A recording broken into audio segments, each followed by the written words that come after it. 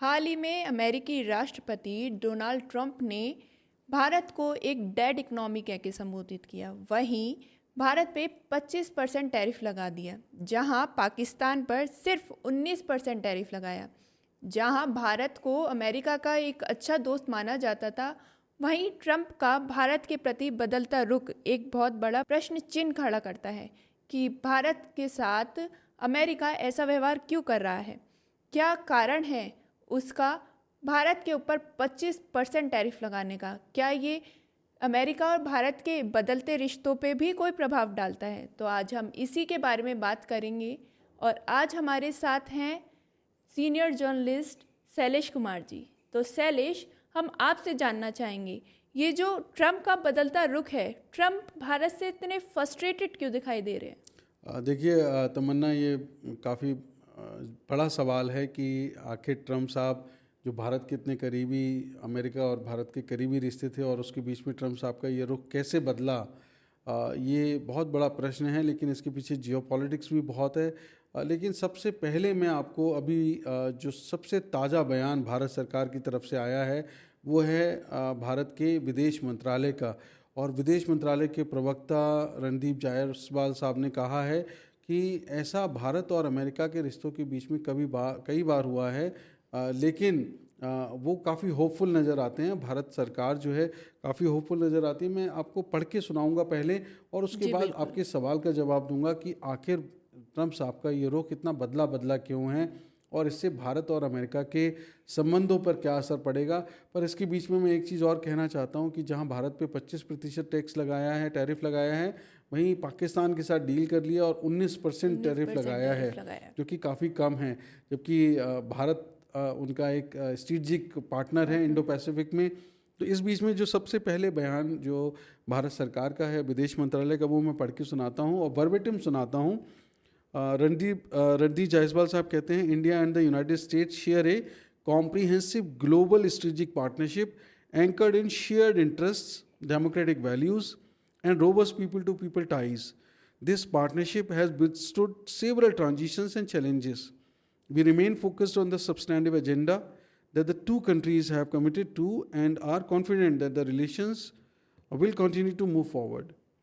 वो कहते हैं कि जो US India compact catalysing opportunities for military partnership, accelerated commerce and technology for 21st century है। कॉम्पैक्ट जो कि प्रधानमंत्री जी गए थे 13 फरवरी को ट्रंप साहब के साथ ओवल ऑफिस में, वाइट हाउस में मीटिंग हुई थी, तो वहाँ ये कॉम्पैक्ट स्ट्रेटेजिक पार्टनरशिप जो है वो आगे बढ़ी। इस बीच में भारत के विदेश मंत्रालय का ये बयान आना अपने आप में काफ़ी बड़ी बात है, क्योंकि भारत में एक बहुत बड़ा पॉलिटिकल मुद्दा ये उभर के आ गया है कि अमेरिका जो आपका इतना करीबी दोस्त था, उसने आपके ऊपर 25% का टैरिफ लगाया है। वहीं आपके दुश्मन देश पाकिस्तान उस जो आप देखिए इंडो पैसिफिक में कहीं इतनी वैल्यू नहीं रखता है वनस्पत भारत के, उनके ऊपर सिर्फ 19% लगाया। और उसके साथ वो कहते हैं कि पेट्रोल, ट्रंप साहब ने बैड इकोनॉमी बोला। ट्रंप साहब ने कहा कि हम पाकिस्तान के साथ में ऑयल डील करेंगे, ऑयल रिजर्व्स होंगे और भारत वहाँ से खरीद सकता है। और तो भारत को रूस के साथ अपने व्यापार करने से भी मना करा कि वहाँ से ज़्यादा हथियार ना खरीदे, तेल ना खरीदे, और पाकिस्तान, जैसे आपने बताया, पाकिस्तान के साथ उन्होंने करने की कहा। तो इसकी क्या वजह? तो देखिए अब ईरान और रशिया की तो बात समझ में आती है कि एडिशनल पेनल्टी लगाएंगे, क्योंकि वो शुरू से उनका रुख रहा है। लेकिन आप इसको समझने की कोशिश करिए कि आखिर ट्रंप साहब ऐसा क्यों कर रहे हैं। तो उसके पीछे मुझे दो बड़ी वजह लगती हैं। एक बड़ी वजह यह है कि भारत अपने 5th जनरेशन फाइटर जेट के लिए इंजन ढूंढ रहा है, और वो इंजन जो है वो मेक इन इंडिया हो या भारत में बने, तो ऐसी कोशिश कर रहे हैं। क्योंकि टेक्नोलॉजी काफ़ी ज़्यादा कॉम्प्लेक्स है और भारत ने बहुत कोशिश की है, कावेरी इंजन बना भी। लेकिन अब एक जो अगर समय कम है और 5th जनरेशन, चूँकि आपके नदन नेबर के पास में कम से कम 2 5th जनरेशन फाइटर जेट हैं और एक 6th जनरेशन फाइटर जेट है जो कि डिप्लॉयमेंट की स्थिति में हैं और डिप्लॉय भी हो चुके हैं उनमें से। और आप जानते हैं कि पाकिस्तान के साथ में उनके संबंध बहुत अच्छे हैं। अभी ऑपरेशन सिंदूर के दौरान ये सबके सामने आ गया कि कैसे चीन ने पाकिस्तान के साथ अपना रडार शेयर किया, डेटा लिंक शेयर किया, नेटवर्क शेयर किया और रियल टाइम इंटेलिजेंस दी खुद vice chief of army staff ने इस बात की पुष्टि की। तो ये काफ़ी बड़ा मुद्दा है कि ऐसे में जो भारत एरो इंजन चाहता है, भारत एरो एयरक्राफ्ट भी चाहता है, फाइटर जेट चाहता है, क्योंकि अभी आप देख रही हैं MiG-21 भी सितंबर 19 को फेज़ आउट हो जाएंगे। उसके बाद में LCA इंडक्ट होना है। LCA का इंजन GE-1 अमेरिका से आता है। तो ऐसे में अगर चूँकि स्क्वाड्रंस कम है तो स्क्वाड्रंस के लिए हमें फाइटर जेट भी खरीदने हैं और एरो इंजन की डील भी करनी है। तो एरो इंजन की डील काफ़ी बहुत बड़ी होने वाली है। मेरा मानना है कि अगर ये 6th जनरेशन की डील होगी तो ये $4.5 बिलियन से ऊपर जाएगी। और अगर ये फाइटर जेट खरीदने की बात है तो वो भी बिलियंस ऑफ डॉलर्स में डील होगी। अब अमेरिका 13 फरवरी को जब प्रधानमंत्री जी हमारे अमेरिका में थे, विदेश मंत्रालय से मैंने ये सवाल किया कि अचानक से ट्रम्प साहब ने F-16 F-35 पिच कर दिया, क्योंकि उनका F-35 लाइटनिंग एयरक्राफ्ट है, लाइटनिंग 2। तो उन्होंने आउट ऑफ ब्लू उन्होंने पिच कर दिया, जबकि कोई बात नहीं हुई, कुछ नहीं हुआ। और ऐसे में भारत का ये बयान आना, आज आप देखिए लोकसभा में फिर से ये कहा गया कि F-16 के F-35 के बारे में कोई बातचीत नहीं हुई है अमेरिका के साथ। तो अब मुझे लगता है कि ट्रम्प साहब को ये यकीन हो चला है कि भारत F-35 नहीं खरीद रहा है, और हो सकता है ट्रम्प साहब को ये भी यकीन हो चला हो कि एरो इंजन की डील भी शायद वो अमेरिका के साथ नहीं हो रही है। क्योंकि मेरी ही स्टोरी थी, एयर चीफ ने जो बोला कि एरो इंजन नहीं मिल रहा, हमें एयरक्राफ्ट नहीं मिल रहा है LCA तेजस। तो HAL के चीफ ने हमें कहा था, हमारे इंटरव्यू में कहा था कि एरो इंजन अमेरिका से ही नहीं मिल रहा पीछे से, इसलिए देरी हो रही है। तो प्रधानमंत्री नरेंद्र मोदी जी ने ट्रम्प साहब से व्हाइट हाउस में बात की, इसकी पुष्टि विदेश मंत्रालय ने की हमारी स्टोरी के बाद में। तो जाहिर सी बात है कि उस समय उन्होंने अचानक F-35 पिच कर दिया। तो एरो इंजन, जब वो खुद एरो इंजन हमें दे नहीं पा रहे हैं LCA के, तो बाकी डील कैसे होगी। ट्रांसफ़र ऑफ टेक्नोलॉजी बहुत बड़ा मुद्दा है, जो भारत बिना ट्रांसफ़र ऑफ टेक्नोलॉजी के वो कोई भी एरो इंजन लेगा नहीं। तो जाहिर सी बात है कि जब आपके एरो इंजन की डील नहीं हो रही, जब आपके फाइटर जेट की डील नहीं हो रही, और बिलियंस ऑफ डॉलर्स आपके हाथ से जा रहे हैं, एक इकोसिस्टम जा रहे हैं, और हो सकता है ट्रम्प साहब को ये भी यकीन होने चला हो कि दूसरे देश, जो 3 ममालिक हैं जिनके पास एरो इंजन बनाने की और कैपेबिलिटीज़, जो ट्रांसफ़र ऑफ टेक्नोलॉजी कर सकते हैं, उनमें सबसे ऊपर फ्रांस, सैफरान, UK जो रोल्स रॉयस बनाते हैं, और रशिया। अब रशिया एक बहुत पुराना पार्टनर है, और रशिया से हमने ऑयल भी ख़रीदा। तो मुझे नहीं पता कि किसके साथ डील होने वाली है भारत की, पर ये तो बार बार हमारे रक्षा मंत्री भी कह चुके हैं कि ये बहुत फाइनल स्टेज में है और ये डील होने वाली है, किसी भी वक्त हो सकती है। अभी उम्मीद करी जा रही थी कि शायद प्रधानमंत्री जी यूनाइटेड किंगडम गए हैं, वहाँ के प्रधानमंत्री कार्ल स्टारमर के साथ में कोई डील हो सकती है एरो इंजन की, तो वो डील वहाँ नहीं हुई। मुझे ऐसा लगता है डील वहाँ होगी भी नहीं, क्योंकि कोई भी जाता है तो आप दूसरे देश से क्या लेके आए, तो आपके देश की ये पूछते हैं। तो शायद UK के प्रधानमंत्री अगर भारत आए होते और ये डील तब नहीं हुई होती, तो वो एक सवाल था। तो मुझे लगता है कि वो डील शायद अभी भी अलाइव हो सकता है वो डील फ्रांस के साथ हो सकता है वो डील रशिया के साथ हो, पर वो डील अमेरिका के साथ नहीं हो रही। तो इससे मुझे लगता है कि राष्ट्रपति ट्रम्प बहुत फ्रस्ट्रेटेड होंगे। दूसरा एक बहुत बड़ा कारण है, आप देखिए अभी जो हालात बने, ईरान पे हमला हुआ, अमेरिका की तरफ से इजराइल ने हमला किया, उसके बाद में शायद अमेरिका को ये लगा हो कि भारत उस तरह से ईरान के खिलाफ नहीं आया जिस तरह से उसको आना चाहिए था। हो सकता है वो इस बात का बुरा मान गए हो, लेकिन ये शायद उनको नज़रअंदाज कर दिया होगा उन्होंने कि भारत के ईरान के साथ बहुत पुराने कल्चरल संबंध हैं, ये शताब्दी पुराने संबंध हैं। तो भारत ऐसे क्रिटिसाइज़ नहीं कर सकता है, भले ही पहलगाम हमले को लेके ईरान की भूमिका या टर्की की भूमिका या पहलगाम हमले को लेके, जैसे अभी आपने बोला चाइना ने पाकिस्तान का साथ दिया, और अभी जो है अमेरिका पाकिस्तान के साथ अपने अच्छे संबंध बनाने पे जोर दे रहा है, जैसे तेल खरीद रहा है और भी अपने व्यापार खरीद रहा है, 90% टैरिफ लगाया है। तो चाइना और अमेरिका दोनों के रिश्ते पाकिस्तान के साथ अच्छे हो रहे हैं, तो इसका क्या असर भारत पे पड़ सकता है? देखिए, ये तो सवाल ही नहीं उठता कि चाइना और अमेरिका दोनों के साथ ही पाकिस्तान के रिश्ते एक साथ सही हो जाए। कारण क्या है कि आज अमेरिका का सबसे बड़ा एडवर्सरी कौन है? आज अमेरिका को सबसे ज़्यादा ख़तरा पूरी दुनिया में किससे है?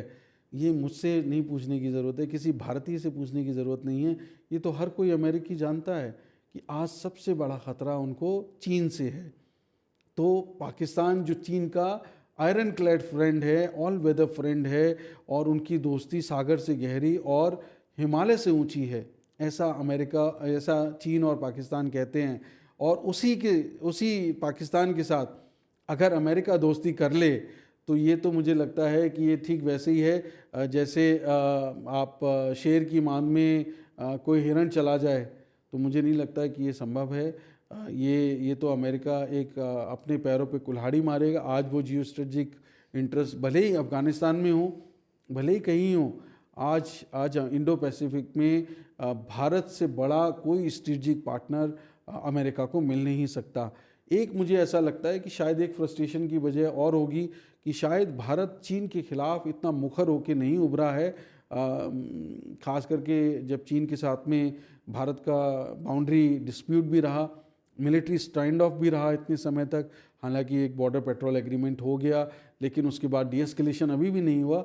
लेकिन हमने हालिया दिनों में देखा कि एससीओ बैठक के लिए हमारे रक्षा मंत्री भी गए, डिफेंस मिनिस्टर्स मीटिंग के लिए हमारे विदेश मंत्री भी गए, और उससे पहले अजीत डोभाल साहब भी गए बाउंड्री टॉक के लिए। तो कुल मिला के तीन लोगों की बहुत ऐतिहासिक विजिट रही और बहुत पॉजिटिव रही, और चीन का भी काफ़ी रुख बहुत पॉजिटिव था। और अभी चूँकि एससीओ की मीटिंग होने वाली है तो प्रधानमंत्री जी भी जा सकते हैं, हमारे नरेंद्र मोदी जी भी जा सकते हैं।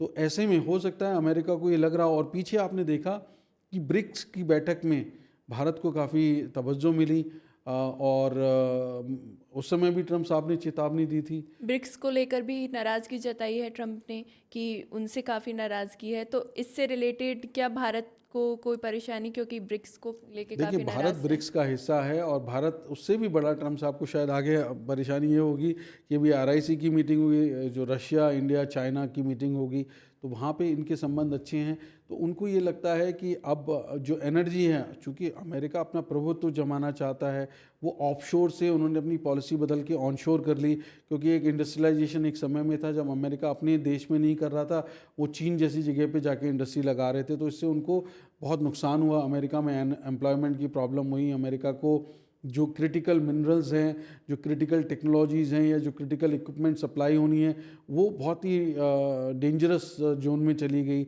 और उनको लगता है कि आज हमारे को अगर सरवाइव करना है, कोई वॉर जैसी सिचुएशन आ जाए, तो हमें रेयर अर्थ एलिमेंट्स की कहीं ज़रूरत ना पड़ जाए, तो हमें दूसरों पे निर्भर नहीं रहना है, हमारी अपनी इंडस्ट्री होनी चाहिए। तो और हाल ही के बयान में ट्रम्प ने फिर कहा था कि बड़ी बड़ी कंपनीज़ के, टेक कंपनीज़ को कहा था कि भारत के जो एम्प्लॉयर्स हैं उनको हायर ना किया जाए, चीन में फैक्ट्रीज ना लगाई जाएं। तो ये सब वही, मतलब ये इकोनॉमिकल ऑर्डर चेंज करने के पीछे कोई, बिल्कुल। देखिए, उनकी लिबरेशन डे पे ही उसको लेके उन्होंने जो अपने देश का एक पूरा जियो पॉलिटिक्स बदलना चाहते हैं कि अपने देश को वो इतना आत्मनिर्भर बनाना चाहते हैं कि अपने देश की इकोनॉमी, जो उनके टैरिफ्स, जो उनके टैक्सेस जो बहुत कम हो गए थे, जो उनका आय बहुत कम हो गई थी, उसको फिर से वापस लाना चाहते हैं। तो वो देख रहे हैं कि जो रीबैलेंसिंग कैसे की जाए अलग अलग देशों के साथ। तो वो अलग अलग जियोग्राफिकल जोन्स में अलग अलग यूनिट्स के साथ, जैसे यूरोपियन यूनियन एक समूह के तौर पे, और उनके अलग अलग देशों के साथ वो अलग अलग डील्स कर रहे हैं जिससे रीबैलेंसिंग की जाए। अब इंडो पैसिफिक में अगर वो भारत को छोड़ के भारत पे 25% उतना ही टैरिफ लगा रहे हैं जितना अपने दुश्मन देश चीन पे लगा रहे हैं, उन पे भी 25% लगा रहे हैं, बल्कि भारत के साथ और कड़ाई से पेश आ रहे हैं। क्योंकि भारत को कह रहे हैं अगर आप रूस से या ईरान से तेल लोगे तो उस पर एडिशनल पेनल्टीज लगेंगी या सैंक्शंस लगेंगे। तो काटसा के सैंक्शंस तो हमने पहले देखे, जिसको हमने ओवरराइड किया जब हमने रशिया के साथ में S-400 खरीदी, मिसाइल खरीदी, एयर डिफेंस सिस्टम खरीदा। तो वो ऐसे सैंक्शंस, तो वो फॉरेन मिलिट्री सेल्स उनकी हो नहीं पा रही हैं। तो फ्रस्ट्रेशन की कई सारे मल्टीपल रीजंस हो सकते हैं और इंडो पैसिफिक में। लेकिन अगर वो पाकिस्तान को चूज़ करते हैं इंडिया के कॉस्ट पे, तो ये तो उनको कॉस्ट बहुत भारी पड़ने वाली है, क्योंकि पाकिस्तान उनके लिए रिलायबल पार्टनर नहीं है। ये दुनिया जानती है कि अमेरिका का सबसे बड़ा दुश्मन जिसने 9/11 हमला कराया, ओसामा बिन लादेन, वो कहीं और नहीं था, वो पाकिस्तान में ही था। और वो पाकिस्तान ने दशकों तक छुपाए रखा, और इस एवज में कि हम उसको ढूंढेंगे और टेररिज्म के खिलाफ हम एक्शन लेंगे, उसमें अमेरिका से उन्होंने अरबों बिलियन डॉलर की, मतलब बिलियंस ऑफ डॉलर्स की मदद ली, अरबों अमेरिकी डॉलर्स की मदद ली, और ख़ुद राष्ट्रपति परवेज़ मुशर्रफ लेते रहे और झूठ बोलते रहे। ये झूठ सबके सामने है। तो अमेरिका, मुझे लगता है इंडो पैसिफिक में एक बहुत बड़ी उनको भारी कीमत चुकानी पड़ेगी अगर वो पाकिस्तान को रिलायबल पार्टनर समझते हैं। और वो ये गलत बात भी है, अगर वो ऑयल की बात कर लें तो भारत के पास ऑयल रिजर्व्स पाकिस्तान से बहुत ज़्यादा हैं, और अगर एक साल की बात कर लें तो कई सैकड़ों गुने का अंतर है। जो हम ऑयल ड्रिलिंग कर रहे हैं हिंदुस्तान में और पाकिस्तान में कर रहे हैं, उसमें ज़मीन आसमान का अंतर है। तो कहाँ से वो हम ऑयल उनसे खरीदेंगे? तो शायद ये तो ट्रम्प साहब को अपने एजेंसी से पूछना चाहिए कि ये गलत डेटा क्यों दे रहे हो आप। तो ये गलत बात है। लेकिन भारत के लोग और अमेरिका बहुत अच्छे दोस्त हैं। मतलब जो इंडियन डायस्पोरा है अमेरिका में बहुत डिसिप्लिन्ड है, बहुत हार्ड वर्किंग है, और आज अमेरिका की ग्रोथ है इतनी बड़े लेवल पे, तो उसमें भारतीयों का एक बहुत बड़ा हाथ है। इसको कोई भी अमेरिकी डिनाई नहीं कर सकता है। हमारे भारतीय भारत की शान नहीं है, वो अमेरिका की भी शान है, वो अमेरिका की जान है। और अगर वो कहते हैं, आप जैसे कह रही थी कि वो भारत के आईटी सर्विस सेक्टर से मत लीजिए, उनसे लीजिए, तो ये उनका एक ग्लोबल एजेंडा है। वो मागा करना चाहते हैं, मेक अमेरिका ग्रेट अगेन। अपने डोमेस्टिक पॉलिटिक्स को भी वो अपने वोटर्स को भी थोड़ा सेटिस्फाई करना चाहते हैं, क्योंकि हर तरह के एलिमेंट्स हैं। पर वो भारत के साथ उनके बहुत अच्छे संबंध हैं, हिंदुस्तान के साथ पीपल टू पीपल टाइज बहुत अच्छी हैं। और इसका सीधा सीधा जीता जागता उदाहरण है कि ट्रम्प साहब ने कितना भी बोला कि 25% टैरिफ की, ये हम सेंक्शन वो सेंक्शन, या पाकिस्तान के साथ डील कर ली, लेकिन भारत की सरकार ने बहुत पॉजिटिव रुख अपनाया है, एक बहुत ही संतुलित बयान दिया है। और हो सकता है, अभी देखिए ये कोई इफेक्ट में तो आया नहीं है, उन्होंने सिर्फ ऐलान किया है, लेकिन वो बार बार कह के भी पीछे हटते रहे हैं। तो वो बहुत ही शेकी उस पर रहते हैं, और वो चाहते हैं कि, मैं समझता हूँ कि आज नहीं तो कल हमारे नेगोशिएटर्स उनके साथ कोई बात मनवाने में कामयाब हो जाएंगे। और जब ये इफेक्ट में आएगा या नहीं आता है, तो तब तक हो सकता है कि उसको री मैप कर लिया जाए, रीड्रॉ कर लिया जाए, कुछ रिकैलकुलेट कर लिया जाए। तो तब तक हो सकता है भारत सरकार कुछ कॉम्पनसेट करें हमारे एक्सपोर्टर्स को, ये पॉसिबल है। पर भारत और अमेरिका के संबंध बहुत बेहतरीन हैं, मिलिट्री संबंध बहुत बेहतरीन है। ये बात सही है कि भारत एक बहुत तेज़ी से बढ़ती इकोनॉमी है, थर्ड लार्जेस्ट इकोनॉमी है। अमेरिका की नई टैरिफ की लिस्ट देखी जाए तो सबसे ज़्यादा अगर जो टैरिफ लगाए गए हैं, जो परसेंटेज हैं, वो साउथ ईस्ट एशियन कंट्रीज़ पे हैं। तो इसकी क्या वजह है कि साउथ ईस्टर्न जो कंट्रीज़ हैं उन पे अगर हम देखें, ब्रुनेई हो गया, लाओस हो गया, म्यांमार हो गया, 40% तक टैरिफ लगाया गया है ऐसी कंट्रीज़। देखिए अब अगर आप देखें तो ये एक ही उसका हिस्सा है। आप प्रधानमंत्री जी की 2 लास्ट विजिट्स देख लीजिए आप, एक यूके की थी, एक माले की थी, मालदीव की। उससे पहले जो विजिट थी वो ग्लोबल साउथ की विजिट्स थी, और वो लगातार कई दिन तक चली। तो ये जो आप कंट्रीज़ बता रहे हैं ये अधिकतर ग्लोबल साउथ की कंट्रीज़ हैं, और भारत ग्लोबल साउथ का एक उभरता हुआ सितारा है, एक लीडर है। और अफ्रीकन यूनियन को G20 में सम्मिलित कराने वाला हमारे प्रधानमंत्री थे, हमारे प्रधानमंत्री की अध्यक्षता में वो शामिल हुआ। तो ग्लोबल साउथ में भारत की एक अपनी धमक है। अब तो अमेरिका साउथ में जो साउथ ईस्टर्न कंट्रीज़ पे जो भारत का जो इन्फ्लुएंस है उसको कम करना चाहता है। अब देखिए ये जियो स्ट्रेटजी की बात है। वो उनको अपने इंटरेस्ट ये दिख रहे हैं कि इंडो पैसिफिक में वो सबको चेक करना चाहते हैं, सबको टेस्ट करना चाहते हैं कि कौन किसके साथ है, क्योंकि उनका सबसे बड़ा दुश्मन, जैसा मैंने आपको बताया, चीन है। लेकिन अब मुझे नहीं पता इतने कंफ्यूज क्यों हैं राष्ट्रपति ट्रम्प साहब, क्योंकि एक तरफ तो आप पाकिस्तान के साथ दोस्ती कर रहे हैं, दूसरा इंडो पैसिफिक में भारत से बड़ा आपका कोई रणनीतिक साझेदार नहीं हो सकता। ऑस्ट्रेलिया, जापान, क्वाड हम लोग चला रहे हैं साथ में, मिलिट्री अलाइंस नहीं है, लेकिन मिलिटरली भी आपकी एक्सरसाइजेज हिंदुस्तान के साथ होती। पाकिस्तान कहीं पे फिट नहीं बैठता आपकी जियोपॉलिटिकल स्ट्रेटजी में। तो मुझे लगता है कि जो साउथ ईस्ट एशियन नेशंस हैं उनको वो टेस्ट कर रहे हैं कि कौन सा चीन के साथ जाएगा, कौन अमेरिका के साथ कैसा व्यवहार करता है। ये सब उनका अपना एक तरीका है। वो थोड़े बुली हैं, इस बात को सब कहते हैं, लेकिन मुझे लगता है कि अमेरिका अपने हितों को ये जब देखेगा तो पाएगा कि हिंदुस्तान सबसे बेहतरीन साझेदार हो सकता है उनको इंडो पैसिफिक में। और उनको ये रियलिटी भी समझ में आएगी कि आज एग्रीकल्चर सेक्टर में अगर भारत उनकी बात मान लेता है और एग्रीकल्चर सेक्टर उनके लिए खोल देता है, तो भारत एक विकासशील देश है। वो भले ही हम कहें थर्ड इकोनॉमी हो गए, पर वो परचेजिंग पावर पैरिटी हमारी नहीं है ना, हमारे नागरिकों की नहीं है।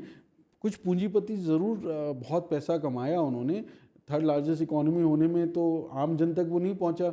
जो भारत एक विकासशील देश है, और अगर हम अपनी एग्रीकल्चर सेक्टर को अमेरिका के लिए खोल देंगे तो हमारा किसान, हमारा मजदूर वो दब के मर जाएगा। वो बहुत मुश्किल हो जाएगी हमारे देश की सरकार को, हमारे देश के लोगों को। तो हमारा जो डेवलपमेंट का गोल है वही हम पूरा नहीं कर पाएंगे। तो अमेरिका को इस बात को समझना चाहिए कि हम चीन नहीं हैं। उनको तो ये देखना चाहिए कि चीन पे वो अपने आप को विकासशील कहते हैं, लेकिन वो तो विकसित देश हैं, उनके नंबर 2 हैं वो, लेकिन आज भी विकासशील देश कह के वो सब फ़ायदे उठा रहे हैं। जबकि भारत, ठीक है, ये बड़बोलापन है हमारी सरकार का कि थर्ड लार्जेस्ट इकोनॉमी। आपको देश में अपने लोगों को पॉलिटिक्स, वोट बैंक के लिए सब कहना है, लेकिन आवाज़ तो विदेशों में भी जाती है, लोग समझ रहे हैं।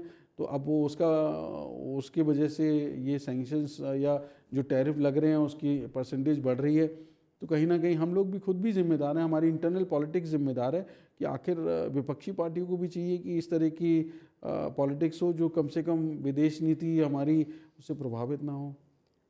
अगर अमेरिका ने जो टैरिफ कहा है वो लग जाते हैं तो इंडियन इकोनॉमी में इसका क्या असर पड़ेगा? देखिए, अगर ये टैरिफ लगते हैं तो जाहिर सी बात है कि हमारे देश के एक्सपोर्टर्स जो हैं उन पे सीधा सीधा असर पड़ेगा। भाई जो मान लीजिए कोई भी एक घड़ी मान लीजिए जो हिंदुस्तान में बन रही है और अमेरिका में इंपोर्ट हो रही है, अगर मान लीजिए वो $100 की है फॉर एग्जांपल, तो वो अब वो 125 डॉलर की मिलेगी वहाँ पे। तो जब 125 डॉलर की मिलेगी तो वहाँ पे कोई, आप हिंदुस्तान तो अकेला है नहीं जो बेच रहा है, अब हो सकता है वो वियतनाम भी बेच रहा हो सकता है कि वो कोई चीन भी बेच रहा हो, वो कोई और देश भी, फिलीपींस भी बेच रहा हो। तो जब वही घड़ी वो वहाँ पे उनको $90 की मिल जाएगी, $100 की मिल जाएगी, $110 की मिल जाएगी, तो $125 की कोई क्यों ख़रीदेगा? तो आपके एक्सपोर्ट जो हो रहे हैं वो फिर कम हो जाएंगे। जब घड़ी आपकी एक्सपोर्ट ही नहीं होंगी हिंदुस्तान से, तो यहाँ पर मैन्युफैक्चरिंग कम पे सीधा असर पड़ेगा। मैन्युफैक्चरिंग बहुत स्लो हो जाएगी, बहुत कम हो जाएगी। तो जब मैन्युफैक्चरिंग नहीं होगी तो फिर हमारे फैक्ट्रियाँ जो हैं उसमें अपने वर्कर्स को क्यों रखेंगी? फिर वर्कर्स नहीं होंगे, इसका मतलब है सीधे सीधे हमारे एम्प्लॉयमेंट पे असर पड़ेगा। इसका मतलब हमारे लोगों की रोज़गार पे, उनकी नौकरी पे असर पड़ेगा, हमारे लोगों की कटनी छटनी शुरू हो जाएगी। तो ये बेरोज़गारी पे बहुत बड़ा असर पड़ेगा। एक तो पहले से बेरोज़गारी इतनी है, तो ये पूरी देश की इकोनॉमी को ख़राब करेगा। क्योंकि एक चीज़ नहीं है, हमारे बहुत बहुत बड़ा एक्सपोर्ट होता है। हालांकि अमेरिका को ये कहना है कि उनका ट्रेड इम्बैलेंस है, तो ठीक है, उनके हिसाब से है, लेकिन आप ये भी तो देखिए कि भारत के साथ में आपको और क्या फ़ायदे हैं। आप सिर्फ ये एक करेंसी टर्म में देख रहे हैं, पर आपको ये भी देखना होगा कि आपको पूरी दुनिया में भारत की वजह से कितने फ़ायदे हैं। और इस रिलेशनशिप को, इस कॉम्प्रिहेंसिव पार्टनरशिप को, ख़ास करके तब जब आपने आईमेक जैसा प्रोजेक्ट साइन किया है, जब आप इंडो पैसिफिक में इतनी अपने इंटरेस्ट देखते हैं, तो मुझे लगता है कि अमेरिका को फिर से सोचना पड़ेगा। और भारत के लोगों को तो जाहिर सी बात है कि हर हालत में होगा। यूट्यूबर्स तक को, हम तो यूट्यूब पे वीडियो बना रहे हैं, अगर आप देखेंगे तो हमारे सभी इक्विपमेंट महंगे हो जाएंगे। हम अगर सोनी का कैमरा ले रहे हैं, हम अगर रोड माइक ले रहे हैं, हमारे लिए तो हर चीज़ महंगी हो जाएगी। तो अब ये तो भारत सरकार के ऊपर है।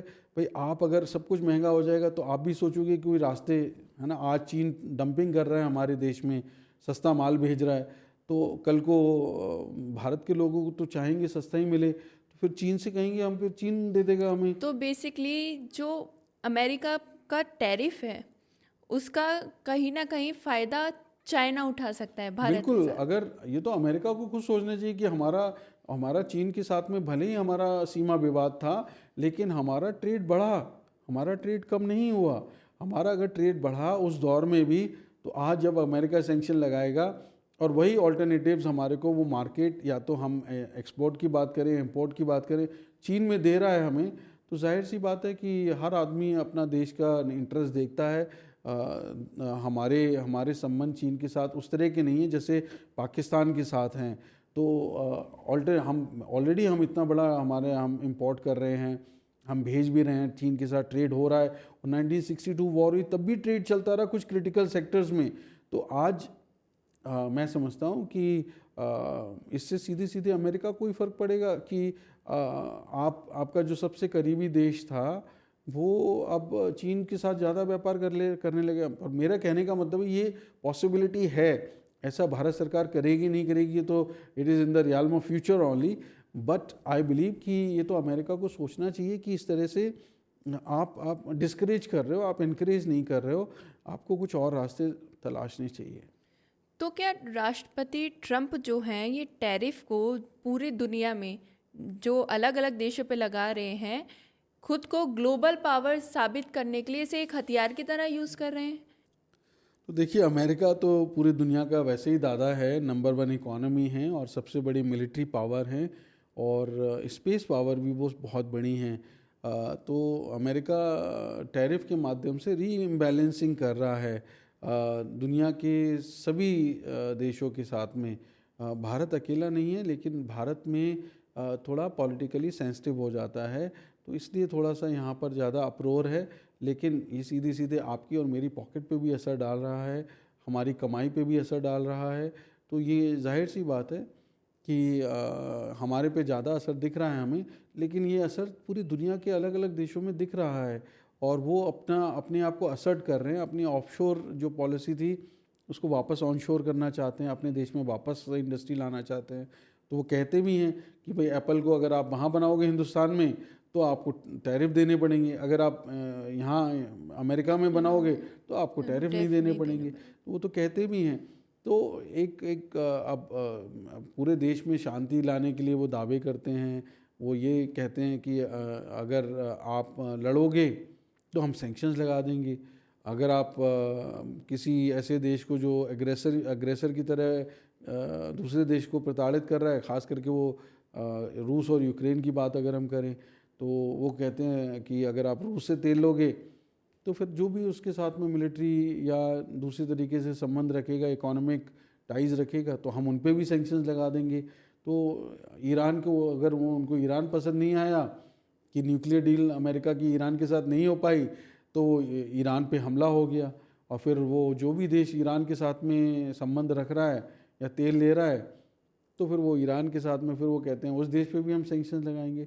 तो वो एक टैरिफ को एक मिलिट्री वेपनाइज टूल की तरह इस्तेमाल कर रहे हैं। और ये तो उनकी जब फर्स्ट टर्म था तभी उन्होंने क्लियर कर दिया था, सेकंड टर्म में उन्होंने और एग्रेसिवली इसको इम्प्लीमेंट किया, उनको मौका मिल गया कि अभी हम इम्प्लीमेंट कर सकते हैं। तो दुनिया भर में ये चलने वाला है। पर देखिए, आप ये मान लीजिए कि दोस्त के साथ में आप दुश्मनों की तरह व्यवहार करोगे, फिर दोस्त नहीं रहेगा। कनाडा उनका इतना बड़ा अलाई था जिसके साथ उन्होंने लड़ाइयाँ लड़ी हैं और जानें गंवाई हैं, साथ में खाना बैठना उठना, यहाँ तक कि उनकी नोराड कमांड भी उनकी सेम है। मतलब मिसाइल अगर दुश्मन की आएगी तो कनाडा और अमेरिका दोनों मिलके उसको ट्रैक करते हैं। तो उस कनाडा के साथ में आज आप देखिए कितने बुरे बर्ताव किए ट्रंप साहब ने। हिंदुस्तान के साथ तो उस लहजे में कुछ भी नहीं किया। और फिर टैरिफ यूरोप को भी नहीं छोड़ा, लेकिन यूरोप को उन्होंने बेल आउट कर दिया, 15% टैरिफ लगाया और हिंदुस्तान को 25% टैरिफ लगाया। तो यूरोप भी आए थे इधर, उर्सुला भी आई थी यहाँ पे और बात किया, मेलोनी भी आई थी और भी लोग डील कर रहे थे। और यूके में आप देखा कि फ्री ट्रेड एग्रीमेंट हमने कुछ दिन पहले ही किया। तो ये तो ट्रेड में होता है कि आपके जिससे चलता है, आज आप लगा रहे हो कल को हिंदुस्तान को भी मौका मिलेगा। दूसरे रास्ते हैं, आपका मार्केट बहुत बड़ा है, आप हमारे लिए हिंदुस्तान के लिए, लेकिन दुनिया में रीअम्बैलेंसिंग आप कर सकते हो तो दूसरे देश भी कर सकते हैं। तो आज आपके दोस्त नहीं रहे, आपके संबंध जो ऑस्ट्रेलिया के साथ थे, आपके संबंध जो जापान, आप जब ये टैरिफ की बात आई तो जापान और चीन तो एक दूसरे के जानी कट्टर दुश्मन है, पर जापान और चीन दोनों एक प्लेटफॉर्म पे आ गए, दोनों हाथ मिलाने लगे। तब अमेरिका को लगा अरे अरे अरे ये क्या हो रहा है। तो आप टैरिफ को लेके अगर आप इस तरह का रुख अपनाओगे तो आपके दो दुश्मन, मतलब जो आपके दोस्त हैं वो आपके दुश्मन भी हो सकते हैं। अगर दुश्मन नहीं भी होंगे तो आपके दुश्मन से हाथ मिला सकते हैं। ये टैरिफ पूरा एक इकोनॉमिकल वॉर छेड़ सकता है पूरी दुनिया में। ये मतलब वॉर तो काफ़ी समय से छिड़ी हुई है, अब तो ये वॉर एंड होने वाली है, पर इस एंड होने के बाद में क्या किस तरह का पूरा ग्लोबल सिनेरियो आएगा ये तो अभी देखने की बात है। पर मुझे लगता है कि भारत और अमेरिका के संबंध बहुत अच्छे हैं, शुरुआत से अच्छे हैं। मतलब शुरुआत इन द सेंस कि जब हमने पिछले 10-12 सालों में 15 सालों में अगर हम देखें तो ये संबंध हमेशा बढ़े हैं, सुधरे हैं। उससे पहले नहीं थे, ठीक है, एक समय था जब अमेरिका ने अपना एयरक्राफ्ट कैरियर भेज दिया भारत के खिलाफ, पाकिस्तान का साथ दिया, तब रूस हमारे साथ आया। लेकिन पिछले कुछ 1 दशक से तो ज़्यादा हो गया जब से बहुत तेज़ी से हम लोगों ने कितने अच्छे और बड़े फाउंडेशनल एग्रीमेंट साइन किए हैं अमेरिका के साथ में। मिलिट्री टू मिलिट्री टाइज उस लेवल पे कभी नहीं थी। रूस हमारा एकमात्र हथियार निर्यातक देश होता था, भारत जो इंपोर्ट करता था। आज अमेरिका के साथ देखिए कितना ज़बरदस्त मिलिट्री इंपोर्ट हो रहा है। तो ये तो अमेरिका का भी नुकसान है।